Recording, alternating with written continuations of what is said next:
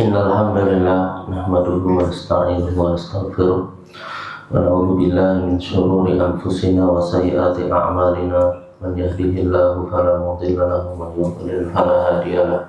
Asyhadu an la ilaha illallah wahdahu la syarika lah wa asyhadu anna Muhammadan abduhu wa rasuluh shalawatullahi wa salamuhu alaihi wa ala alihi wa sahbihi ajmain. Ikhwan wal akhwat, Bapak dan Ibu-ibu sekalian, jamaah mushola Ar-Raudhah ya, di kota Denpasar ini, mudah-mudahan selalu diberkahi oleh Allah Subhanahu wa taala. Amin ya rabbal alamin. Semoga kita semua dipermudah urusannya dan semoga kita semua mendapatkan keberkahan karena menghadiri majelis ilmu di salah satu rumah dari rumah Allah Subhanahu wa taala.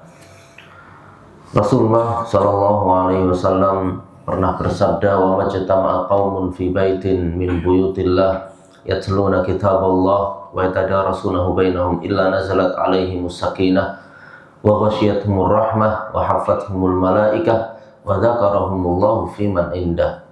Tidaklah suatu kaum di rumah-rumah Allah yang berkumpul untuk membaca dan mempelajari firman Allah Subhanahu wa taala, mempelajari Al-Qur'an, kecuali akan turun bagi mereka ketenangan dan diliputi rahmat, dan mereka akan dikelilingi oleh malaikat dan malaikat akan menyebut-nyebut mereka di hadapan Allah Subhanahu wa taala. Wa man salaka tariqan yaltamisu fihi ilman sahhalallahu lahu bihi tariqan ilal jannah. Dan barang siapa yang menempuh jalan untuk menuntut ilmu, maka pasti Allah akan mudahkan baginya jalan menuju surga. Di antara menuntut ilmu yang paling mulia adalah tentu menuntut ilmu yang berkaitan dengan kitabullah, kalamullah, ya, firman Allah Subhanahu wa taala, Al-Qur'an. Dan di antara surat yang paling mulia di dalam Al-Qur'an adalah surat apa? Al-Fatihah. Ini merupakan seutama-utama dan surat yang paling mulia, paling agung di dalam Al-Qur'an, karena memiliki keutamaan khusus yang tidak didapatkan di surat-surat yang lain. Meskipun surat ini ringkas, akan tetapi faedahnya sangat banyak sekali, ya. Dan seorang muslim diperintahkan untuk membaca surat Al-Fatihah di setiap sholatnya. Di setiap rakaat dia diperintahkan untuk membaca surat Al-Fatihah, baik itu sholat wajib maupun sholat sunnah, dan tidak bosan membaca surat Al-Fatihah. Maka kebutuhan untuk mengetahui kandungan dari surat Al-Fatihah ini dan masalah-masalah fikih yang berkaitan dengan surat Al-Fatihah ini tentu sangat penting.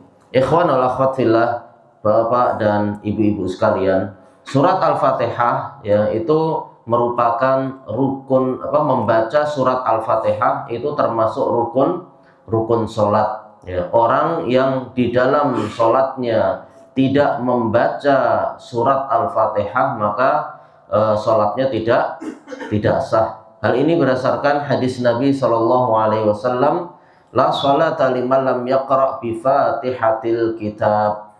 Tidak dianggap sah sholatnya orang yang tidak membaca fatihatul kitab, artinya surat Al-Fatihah. Ya, ini bagi orang yang sholatnya sendiri dan dia sebagai imam, ya.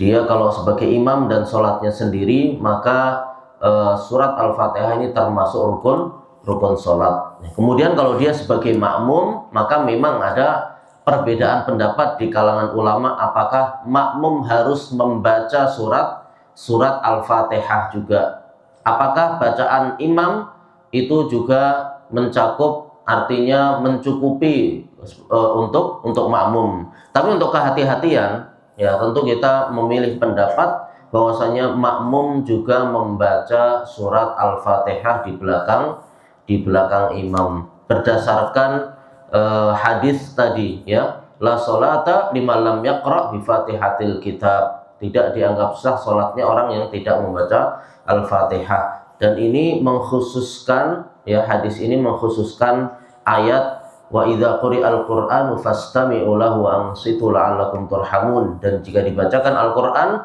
maka dengarkanlah dan diamlah sehingga agar kalian mendapatkan rahmat. Ini adalah pendapat yang lebih hati-hati. Tapi kapan membacanya? Makmum membaca surat Al-Fatihah di dalam sholatnya, maka para ulama menjelaskan makmum disunnahkan membaca ketika diamnya imam, ya, ketika imam ada waktu diam atau ada waktu jeda, dimanfaatkan untuk membaca surat Al-Fatihah. Bapak dan ibu-ibu sekalian, ikhwan wa akhwat fillah. Kemudian sebelum kita masuk membahas tentang kandungan surat Al-Fatihah, maka sebelum kita membaca surat Al-Fatihah dan membaca basmalah, kita dianjurkan untuk ta'awud atau al-isti'adah, ya, al-isti'adah. A'udzubillahi minasyaitonirrajim. Ini disyariatkan sebelum kita membaca Al-Quran. Sebelum kita membaca Al-Fatihah, kita diperintahkan, dianjurkan untuk membaca ta'awud, untuk berlindung diri dari godaan syaitan. Allah Subhanahu wa taala berfirman, fa idza qara'tal qur'ana fasta'idz billahi minasyaitonir rajim. Dan jika kalian hendak membaca Al-Qur'an, maka berlindunglah kepada Allah dari syaitan yang terkutuk. Dan lafaz yang disunnahkan di dalam membaca ta'awud adalah a'udzubillahi minasyaitonir rajim. Ya, ada lafaz-lafaz lain yang sesuai dengan hadis-hadis Nabi sallallahu alaihi wasallam, ya. A'udzubillahi samiil alimi minasyaitonir rajim. Ini juga diperbolehkan. Jadi kalau kita mencukupkan a'udzubillahi minasyaitonir rajim, ini sudah mencukupi. Artinya adalah kita berlindung kepada Allah Subhanahu wa taala dari segala jin yang dikutuk, ya, dan diusir dari seluruh kebaikan, dari syaitan yang dilaknat dan dikutuk dari segala kebaikan. Fawaid atau faedah-faedah kita membaca ta'awud, ya, artinya kita berserah diri, bergantung kepada Allah Subhanahu wa taala untuk menghindarkan diri kita dari segala gangguan-gangguan, ya, yang menimpa kita, terutama was-was dari syaitan. Karena syaitan itu tidak akan tinggal diam, syaitan tidak akan tidur, ya, syaitan tidak akan berhenti mengganggu kita atau menggoda kita, terutama di dalam sholat kita. Makanya kalau seorang muadzin azan, syaitan itu akan lari terbirit-birit. Tapi kalau udah selesai, balik lagi, ya, syaitan akan mengganggu orang-orang yang sholat. Sehingga ada satu nama jin yang memang khusus mengganggu orang-orang yang sholat. Sebagaimana seorang sahabat Nabi pernah mengadu kepada Nabi Shallallahu Alaihi Wasallam, ya, ada yang mengganggunya ketika sholat sehingga bacaan sholatnya lupa, ya, dan yang lainnya. Maka Rasulullah Shallallahu Alaihi Wasallam menjawab, dzaka syaiton yuqalu lahu khinzab. Itu adalah syaiton yang dinamakan dengan khinzab, atau jin yang namanya adalah jin khinzab, khusus mengganggu orang-orang yang sholat. Maka sebelum kita membaca surat Al-Fatihah, kita minta perlindungan kepada Allah Subhanahu wa taala agar kita tidak diganggu oleh syaitan dan agar kita khusyuk dalam melaksanakan sholat. Di dalam isti'adzah, di dalam a'udzubillahi minasyaitonirrajim, kita meminta pertolongan kepada Allah Subhanahu wa taala, mengakui bahwasanya Allah Maha Kuasa, ya, dan kita itu sangat lemah, ya, untuk melawan musuh yang nyata bagi kita. Ya, maka kita berlindung kepada Allah agar kita diberi kekuatan dan kita tidak mendapatkan gangguan dari syaitan. Bapak dan Ibu-ibu sekalian, ikhwan wal akhwat fillah. Kemudian setelah kita membaca ta'awudz, a'udzubillahi minasyaitonirrajim, kita membaca basmalah, bismillahirrahmanirrahim. Ya. Artinya adalah aku dengan menyebut nama Allah, dengan meminta pertolongan kepada Allah, ya, yang Maha Pengasih lagi Maha Penyayang. Jadi di situ artinya adalah lil isti'anah. Artinya untuk meminta pertolongan kepada Allah. Dengan menyebut nama Allah, artinya kita meminta pertolongan kepada Allah Subhanahu wa ta'ala dalam semua aktivitas kita. Kalau kita mau sholat, berarti kita meminta pertolongan kepada Allah yang Maha Pengasih lagi Maha Penyayang untuk sholat. Kalau kita mau membaca Al-Quran, kalau kita mau masuk rumah, kita mau naik kendaraan, kita mau berhubungan suami istri, kita disunnahkan untuk membaca basmalah dalam semua aktivitas kebaikan kita, ya, itu kita mulai dengan bismillah, ya, artinya dengan menyebut nama Allah, meminta pertolongan kepada Allah, kita akan melakukan aktivitas yang kita lakukan sesuai dengan kondisinya. Kalau membaca berarti meminta pertolongan kepada Allah, ya, aku akan membaca. Naik kendaraan juga seperti itu. Kemudian nama Allah Ar-Rahman Ar-Rahim artinya adalah Maha Pemurah atau Maha Pengasih lagi Maha Penyayang. Maha Pemurah bagi seluruh makhluknya, baik dia muslim maupun non muslim, baik dia dari kalangan jin maupun manusia, laki-laki perempuan, ya, baik dia anak kecil maupun dewasa. Jadi rahmat Allah Subhanahu wa taala meliputi seluruh makhluknya. Ini adalah nama Allah Ar-Rahman, ya, pemurah, ya, atau pengasih. Kemudian Ar-Rahim itu artinya adalah penyayang. Maksudnya adalah Allah Maha Penyayang. Penyayang bagi siapa? Penyayang bagi hamba-hambanya yang beriman, ya, akan disayangi, ya, akan mendapatkan rahmat oleh Allah Subhanahu wa taala di hari akhir nanti. Adapun orang-orang yang tidak beriman, maka tidak akan mendapatkan rahmat di akhirat nanti, tidak akan mendapatkan rahmat di hari kiamat nanti. Jadi rahmat Allah, ya, khusus bagi hamba-hambanya yang beriman. Ini adalah makna nama Allah Ar-Rahim, artinya rahmat Allah khusus bagi hamba-hamba yang beriman di hari akhirat nanti. Adapun Ar-Rahman itu rahmat Allah, ya, meliputi seluruh makhluknya di dunia ini. Ini perbedaan Ar-Rahman dan Ar-Rahim. Kemudian di antara faedah kita mengucapkan bismillah adalah kita tabarruk, kita mencari keberkahan dengan mendahulukan nama Allah Subhanahu wa ta'ala. Dalam semua aktivitas kita meminta keberkahan dengan mengucapkan basmalah, ya, dan kita mencukupkan diri dengan meminta pertolongan kepada Allah Subhanahu wa ta'ala. Kemudian ada masalah fikih yang penting, yang terkait dengan basmalah. Apakah basmalah itu merupakan salah satu ayat dari surat Al-Fatihah? Maka memang ini ada perbedaan pendapat di kalangan ulama. Jumhur ulama, mayoritas ulama, basmalah, bismillahirrahmanirrahim itu bukan termasuk salah satu ayat dari surat Al-Fatihah, ya. Ini pendapat Imam Hanafi, Maliki, dan Hambali, Ya, berdasarkan mereka mendasarkan pendapat ini dengan dalil hadis Nabi Shallallahu Alaihi Wasallam.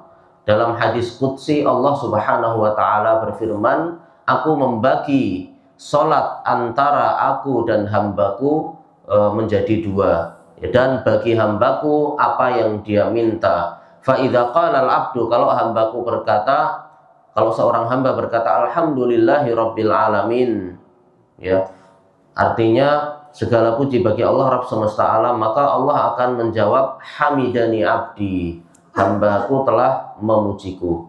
Di sini disebutkan di hadis ini langsung alhamdulillahi rabbil alamin. Fa idza qala al-abdu alhamdulillahi rabbil alamin, tidak menyebutkan dengan bismillahirrahmanirrahim. Ini menunjukkan dalil bahwasanya basmalah itu, bismillahirrahmanirrahim, bukan termasuk ayat di dalam surat Al-Fatihah. Kalau saja basmalah termasuk ayat di dalam surat Al-Fatihah, maka pasti akan disebutkan di dalam hadis. Tapi di sana memang ada pendapat ulama lain, ya, pendapat mazhab Syafi'i, dan itu merupakan mazhab mayoritas di negeri ini, yang mengatakan bahwasanya basmalah itu merupakan salah satu ayat dari surat Al-Fatihah. Mereka mendasarkan pada hadis-hadis lain yang misalnya hadis Abu Hurairah dan lainnya, yang ketika membaca atau ketika Rasulullah SAW mempraktekkan membaca Al-Fatihah itu mendahului atau memulai dengan Bismillahirrahmanirrahim. Tapi para ulama mengatakan sebenarnya perbedaan pendapat ini, ya, perbedaan pendapat apakah basmalah itu termasuk ayat di dalam surat Al-Fatihah, itu sebab perselisihannya karena perselisihan qurra, perselisihan ahli qiraat di dalam membaca Al-Qur'an, ya. Kalau yang kita kenal sekarang qiraat itu ada sab'ah, ada 7. Kalau mau ditambahkan lagi sampai asyarah, sampai 10. Maka di antara imam-imam qiraat tadi itu ada yang menetapkan basmalah termasuk ayat di dalam surat Al-Fatihah, dan juga ada imam-imam yang lain, imam-imam ahli qiraat yang tidak menetapkan basmalah termasuk ayat dari surat Al-Fatihah, ya.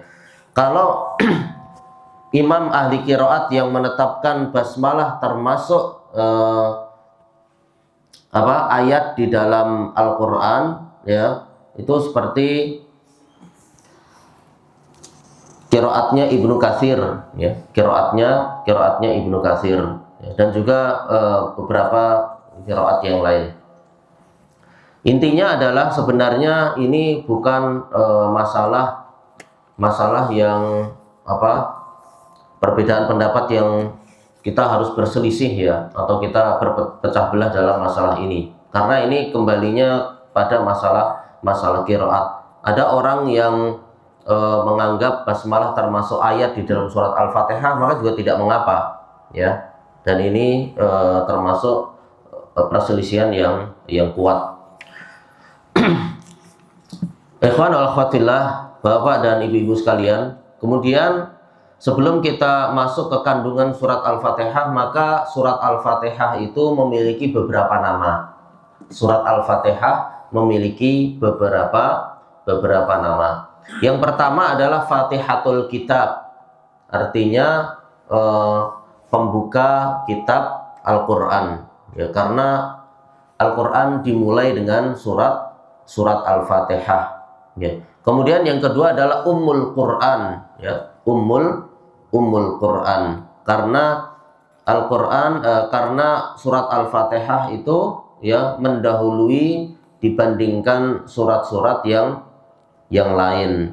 Dan juga bisa dikatakan, ya, bahwasanya semua kandungan Al-Quran, ya, itu ada di dalam surat Al-Fatihah. Jadi surat Al-Fatihah mencakup segala macam, sehingga disebut ummun, artinya induk ya, induk Al-Qur'an. Kemudian juga nama lain adalah Ummul Kitab ya, Ummul Kitab ya. Sama artinya dengan Ummul Quran. Kemudian juga ada namanya As-Sab'ul Mathani. As-Sab'u Al-Mathani, 7 ayat yang diulang-ulang, karena surat Al-Fatihah itu ada 7 ayat. 7 ayat tadi ya, kalau orang atau ulama yang menetapkan basmalah sebagai ayat di dalam surat Al-Fatihah, berarti Bismillahirrahmanirrahim itu merupakan ayat yang pertama. Kemudian ayat yang terakhir, yang ketujuh, Shiratal ladzina an'amta 'alaihim ghairil maghdubi 'alaihim waladdallin. Tapi kalau ulama lain yang mengatakan basmalah bukan termasuk ayat, tidak termasuk ayat di dalam surat Al-Fatihah, akan tetapi hanya pembatas atau pembuka sebelum membaca surat Al-Qur'an ya. Artinya hanya fawasil. Fawasil itu untuk memisahkan antar surat di dalam Al-Qur'an. Maka ayat yang pertama kali, kalau bismillah tidak termasuk surat Al-Fatihah ya, tidak termasuk ayat dari surat Al-Fatihah, adalah Alhamdulillahirabbil alamin. Ini ayat yang nomor pertama. Terus nomor 7 apa? Shiratal ladzina an'amta 'alaihim, ini nomor 6. Terus ghairil maghdubi 'alaihim waladdallin, ini nomor 7. Jadi kalau ada seorang imam yang tidak membaca basmalah di dalam surat Al-Fatihahnya, ya maka surat Al-Fatihahnya tetap sah ya, karena dia mungkin mendasari pendapatnya bahwasanya basmalah itu bukan termasuk ayat di dalam surat Al-Fatihah. Kemudian keutamaan surat Al-Fatihah, Yang pertama, termasuk surat yang paling utama di dalam Al-Qur'an. Hal ini berdasarkan hadis Abu Sa'id Ibn Mu'alla. Abu Sa'id Ibn Mu'alla ini pernah ya bertemu dengan Nabi Shallallahu Alaihi Wasallam. Nabi pernah lewat di hadapan Abu Sa'id bin Mu'alla, dan Abu Sa'id bin Mu'alla ini sedang sholat. Lalu Nabi Shallallahu Alaihi Wasallam memanggil beliau, akan tetapi Abu Sa'id tidak mendatanginya sampai selesai sholat ya. Ini maksudnya adalah sholat sunnah ya. Kemudian Abu Sa'id datang kepada Nabi SAW dan dia ditanya, apa yang menghalangimu untuk datang kepadaku? Maka Abu Sa'id mengatakan, aku sedang sholat.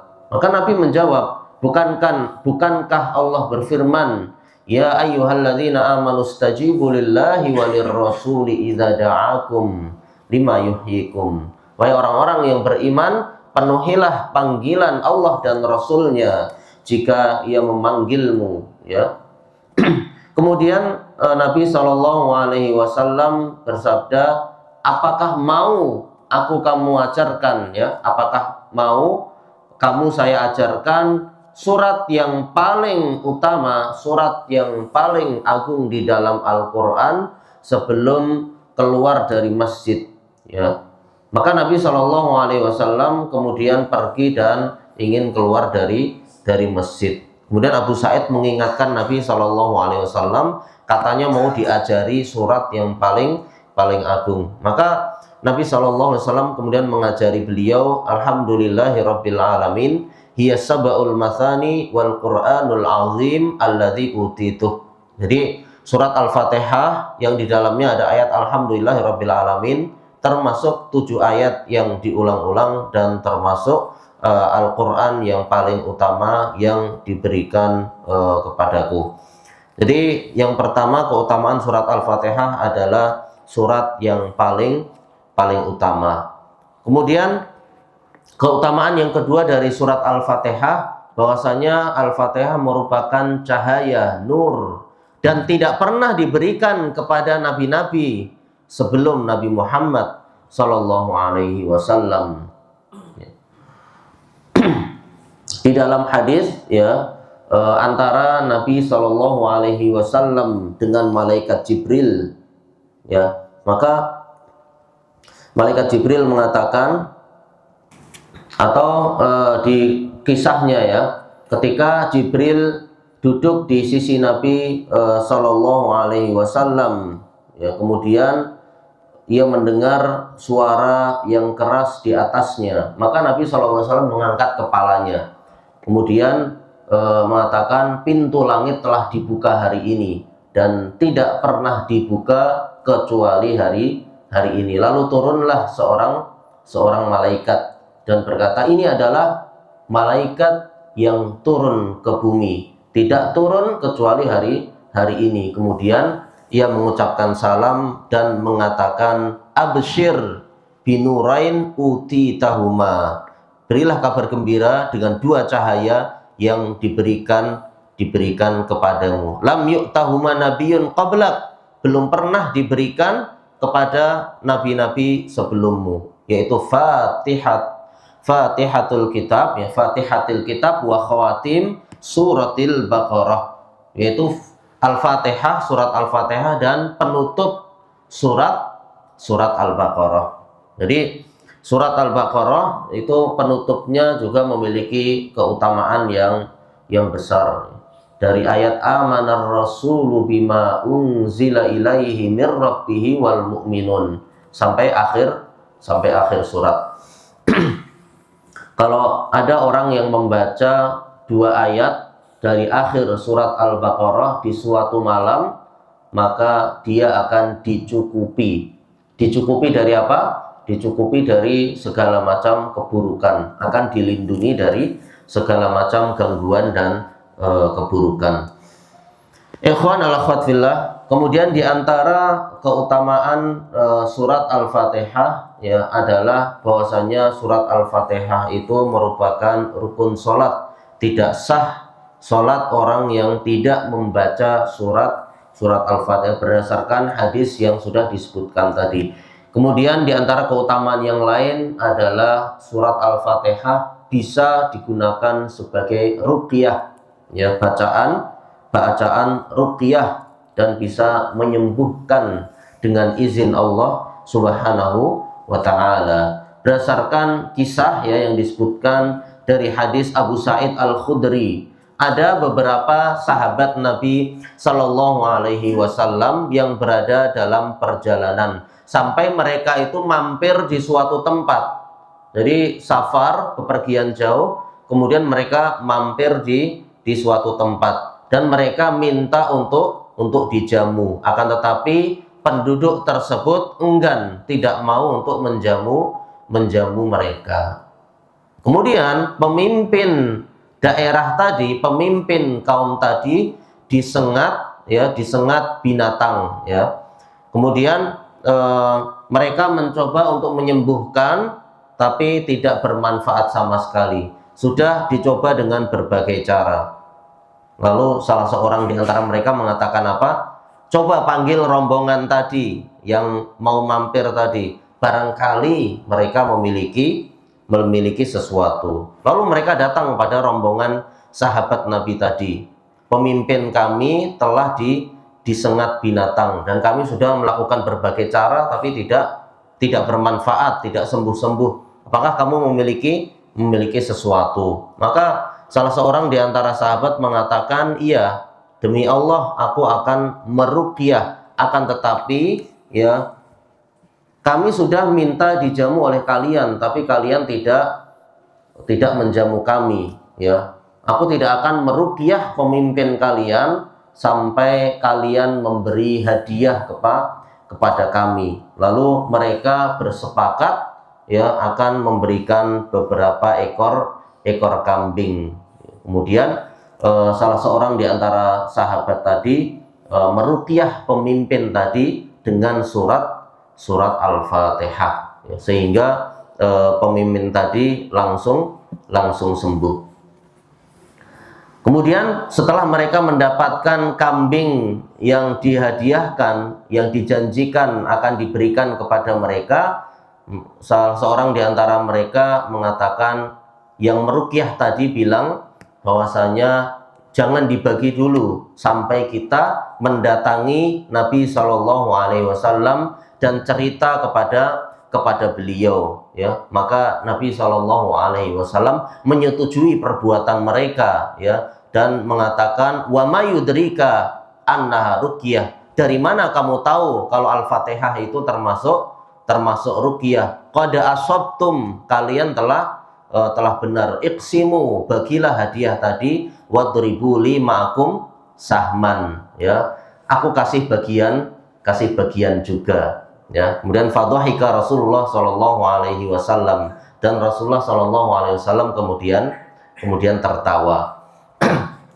Jadi surat Al-Fatihah ini bisa digunakan sebagai ruqyah. Tapi kadang ada orang yang bertanya, tapi saya sudah nyoba baca Al-Fatihah tapi tidak sembuh-sembuh, ini gimana? Maka yang namanya wasilah, yang namanya sebab, itu bukan sebabnya yang salah atau wasilahnya yang salah, Al-Fatihahnya atau Al-Qur'annya yang salah, tapi bisa jadi dari orang yang membacanya. Kalau kita lihat tadi para sahabat Nabi Shallallahu Alaihi Wasallam tentu adalah orang yang imannya sangat kuat, kekuatan tauhidnya, ya, sangat bersandar kepada Allah Subhanahu Wa Taala, bergantung kepada Allah Subhanahu Wa Taala, yakin pada pertolongan Allah Subhanahu Wa Taala. Tentu ketika membaca Al-Fatihah dengan keyakinan tersebut, ya Allah menyembuhkan orang yang sakit tersebut. Tetapi kalau kita membaca Al-Fatihah tidak mengetahui maknanya, tidak meresapi maknanya, keimanan kita, tauhid kita kurang di sisi Allah Subhanahu Wa Taala, maka itu bisa mungkin yang menjadi penghalang kalau kita membaca Al-Fatihah ternyata belum sembuh dari penyakit. Jadi penghalangnya bisa jadi dari diri kita, bukan disalahkan Al-Fatihahnya atau Al-Qur'annya. Bapak dan Ibu-ibu sekalian, ikhwan wa akhwat fillah, kemudian Al-Fatihah ini merupakan surat Makkiyah. Dan surat Makkiyah itu adalah surat-surat yang diturunkan sebelum hijrahnya Nabi Shallallahu Alaihi Wasallam. Jadi patokannya itu sebelum hijrah, ya, bukan yang diturunkan di Mekah. Meskipun namanya Makkiyah, akan tapi maksudnya adalah yang diturunkan sebelum hijrahnya Nabi, ya, bukan yang diturunkan di Mekah.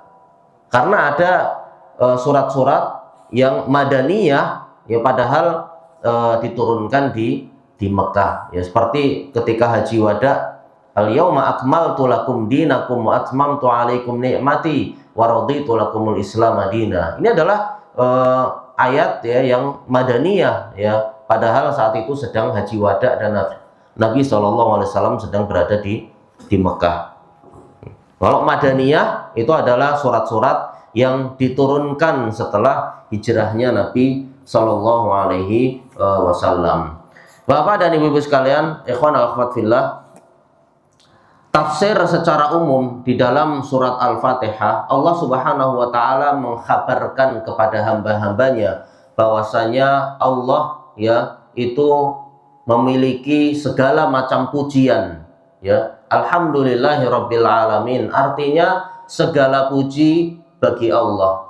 Al di situ adalah lil istighraq, artinya mencakup segala macam pujian, bukan hanya satu pujian saja, akan tapi seluruh pujian itu bagi Allah Subhanahu wa Ta'ala, milik Allah Subhanahu wa Ta'ala, Rabb semesta alam, ya, dan Allah Subhanahu wa Ta'ala satu-satunya zat yang berhak disembah, ya. Maka Allah Subhanahu wa Ta'ala mengkhabarkan bagaimana memuji Allah Subhanahu wa Ta'ala. Allah mengkhabarkan hamba-hambanya bagaimana memuji Allah dan menyanjungnya. Ar-Rahmanir Rahim, ya, artinya adalah Maha Pemurah lagi Maha Pengasih. Maliki Yaumiddin artinya adalah penguasa hari akhir, ya, penguasa hari akhir, raja di hari kiamat nanti, di hari pembalasan. Jadi Allah memiliki kekuasaan, ya, di hari akhir nanti, di saat para penguasa dunia, orang-orang yang memiliki kekuasaan di dunia di hari akhir tidak akan memiliki kekuasaan apapun. Kemudian Allah Subhanahu wa taala juga membimbing kita untuk mengikhlaskan, untuk mengesakan, untuk mentauhidkan Allah dengan cara beribadah kepada Allah saja dan minta pertolongan hanya kepada Allah saja. Iyyaka na'budu wa iyyaka nasta'in. Hanya kepadamulah kami menyembah dan hanya kepadamulah kami minta pertolongan. Kemudian Allah juga membimbing kita untuk berdoa. Setelah memuji Allah, ya, kita dibimbing untuk berdoa. Ihdinas siratal mustaqim. Tunjukilah kami jalan yang lurus. Jalan yang lurus itu apa? Siratal ladzina an'amta alaihim. Jalan orang-orang yang engkau beri nikmat atas mereka. Ghairil maghdubi alaihim waladdallin. Bukan jalan orang-orang yang dimurkai dan bukan pula jalan orang-orang yang tersesat. Bapak dan ibu-ibu sekalian, kita bahas satu persatu, ya. Alhamdulillahirabbil alamin. Ini adalah kabar dari Allah Subhanahu wa taala. Allah memuji dirinya, ya, dengan kemuliaan. Ini menunjukkan bahwasanya kita sebagai hamba-hamba Allah harus memuji Allah Subhanahu wa ta'ala, karena seluruh pujian itu hanya milik Allah Subhanahu wa ta'ala. Allah Subhanahu wa ta'ala sebagai Rabb semesta alam, sebagai penguasa, pemilik dan pengatur seluruh alam. Allah itu esa, hanya satu, ya. Keyakinan bahwasanya penguasa ada tiga, penguasa ada lebih dari satu orang, ya, maka ini merupakan kesyirikan, menyekutukan Allah Subhanahu wa taala karena membuat tandingan selain Allah Subhanahu wa taala. Semesta alam artinya mencakup seluruh alam semesta, baik alam jin dan juga alam manusia. Kemudian Ar-Rahmanir Rahim, Allah Maha Pemurah lagi Maha Penyayang. Kaitan dengan ayat sebelumnya, munasabah artinya kaitannya, ketika Allah menyifati dirinya, ya, dengan pujian-pujian, kemuliaan yang berkaitan dengan rububiyah, yang berkaitan dengan Allah sebagai pemilik, sebagai pengatur alam semesta, ya, maka Allah itu juga Maha Penyayang. Allah memiliki sifat Ar-Rahmah, ya, sifat Ar-Rahmah untuk hambanya. Dan rahmat Allah Subhanahu wa taala yaitu ada 100, dan rahmat yang bisa kita dapatkan sehingga dengan rahmat Allah ini kita mengasihi, kita menyayangi keluarga kita. Hewan buas, ya, akan menyayangi anaknya, ya, dan kita sebagai orang tua, ya, akan menyayangi anak-anak kita. Itu adalah bagian dari satu rahmat Allah Subhanahu wa taala. Ya, satu rahmat Allah ini diturunkan di dunia, dan dengan itu seluruh makhluk saling menyayangi. Sisanya 99 rahmat Allah akan diberikan di hari akhir nanti. Maka betapa besar tentu kasih sayang Allah Subhanahu wa taala kepada hamba-hambanya. Maka jangan sampai kita berbuat sesuatu yang membuat murka Allah Subhanahu wa taala. Jangan sampai kita menyekutukan Allah Subhanahu wa taala, karena kalau Allah sudah murka, Allah tidak ridho kepada kita, ya bagaimana kita akan masuk surga. Bapak dan ibu-ibu sekalian, kemudian Maliki Yaumiddin, ya, artinya yang menguasai hari pembalasan, yang memiliki raja pada hari pembalasan. Ini menunjukkan bahwasanya kita harus mempersiapkan diri untuk hari pembalasan. Di dalam hidup di dunia ini, ya, hidup di dunia ini kita mempersiapkan amalan-amalan soleh kita. Karena kita semua akan dihisab di hari akhir nanti, ya. Dan Allah Subhanahu wa taala akan membalas sesuai dengan amalan kita. Kalau amalan kita baik, maka Allah akan membalas dengan berlipat-lipat kebaikan. Kalau amalan buruk, ya Allah akan membalas dengan keburukan. Kalau kebaikan kita lebih banyak, timbangan kebaikan kita lebih banyak, kita akan beruntung dan kita akan masuk surga. Sebaliknya, kalau timbangan keburukan kita lebih banyak dibandingkan kebaikannya, naudzubillah, ya maka naudzubillah kita akan dimasukkan ke dalam neraka. Ya, jangan sampai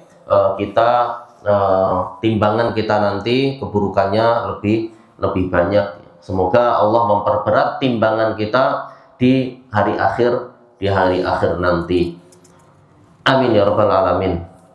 Kemudian iyyaka na'bud, artinya hanya kepadamu lah kami menyembah. Artinya kita berlepas diri dari kesyirikan. Hanya kepadamu, hanya kepada Allah kita menyembah. Artinya kita tidak menyembah kepada selain Allah. Wa iyyaka nasta'in, hanya kepadamu lah kami minta pertolongan. Artinya kita berlepas diri dari seluruh kekuatan, seluruh daya selain Allah Subhanahu wa taala. Kita hanya menggantungkan pertolongan kepada Allah saja. Allah Subhanahu wa taala berfirman, fa'budhu wa tawakkal 'alaih. Maka beribadahlah, menyembahlah Allah dan bertawakallah kepadanya. Bahkan ada satu ulama, ya, itu menulis kitab untuk menjelaskan ayat ini, iyyaka na'budu wa iyyaka nasta'in, ya. Itu Ibnu Qayyim Al-Jauziyah. Beliau punya kitab namanya Madarijus Salikin, ya. Madarijus Salikin itu menjelaskan ayat ini, iyyaka na'budu wa iyyaka nasta'in, ya. Satu ayat bisa menjadi satu buku. Kemudian di sini disebutkan bahwasanya al-isti'anah, minta pertolongan kepada Allah Subhanahu wa taala, ya, disebutkan setelah beribadah kepada Allah Subhanahu wa taala. Padahal meminta pertolongan itu sebenarnya sudah masuk di dalam ibadah, merupakan bagian dari ibadah. Kenapa disebutkan lagi?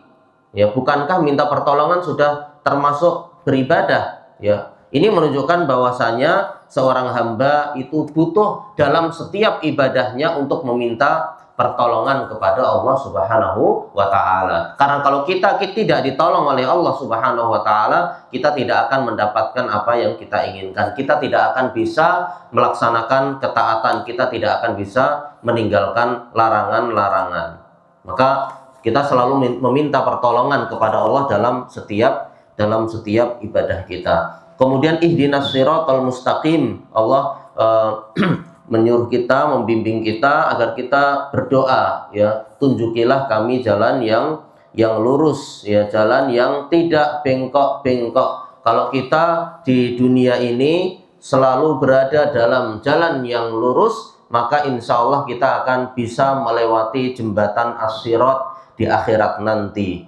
Kalau kita berada di jalan yang lurus, jalannya orang-orang yang diberikan nikmat, mereka adalah para nabi, mereka adalah orang-orang yang pecinta kebenaran, as-siddiqin, dan mereka adalah orang-orang yang mati syahid, dan mereka adalah orang-orang yang soleh. Itu merupakan sebaik-baik teman, ya. Itu jalan orang-orang yang lurus. Al-Quran dan As-Sunnah menjadi panduan kita, pedoman hidup kita sesuai dengan pemahaman para salafus soleh, ya. Kalau kita mengikuti jalan yang lurus tidak berbengkok-bengkok ini, kita akan dimudahkan melewati jembatan as-sirat dan kita akan masuk surga. bukan jalan orang-orang yang dimurkai, orang-orang yang memiliki ilmu akan tetapi tidak untuk diamalkan, seperti orang-orang Yahudi, yaitu mereka memiliki ilmu tapi tidak diamalkan, bahkan mereka menentang para nabi dan membunuh para nabi. Dan juga bukan pula orang-orang yang tersesat. Orang-orang yang tersesat itu orang-orang yang beribadah tanpa ilmu, orang-orang yang beramal tanpa ilmu. Maka kita berlindung dari dua kelompok ini. Umat Islam adalah pertengahan, mereka beramal berdasarkan ilmu, dan mereka berilmu sebelum beramal. Mungkin ini yang bisa kita sampaikan secara ringkas pada pagi hari ini. Semoga ilmu yang kita pelajari ini bermanfaat. Semoga kita semakin bisa memahami dan mentadabburi surat Al-Fatihah, yang termasuk surat yang paling utama di dalam Al-Quran. Amin ya rabbal alamin. Barakallahu fiikum. Jazakumullahu khairan. Tidak ada pertanyaan ya? Insyaallah. Kita tutup dengan doa kafaratul majelis. Subhanakallahumma bihamdika asyhadu an la ilaha illa anta astaghfiruka wa atubu ilaik. Assalamualaikum warahmatullahi wabarakatuh.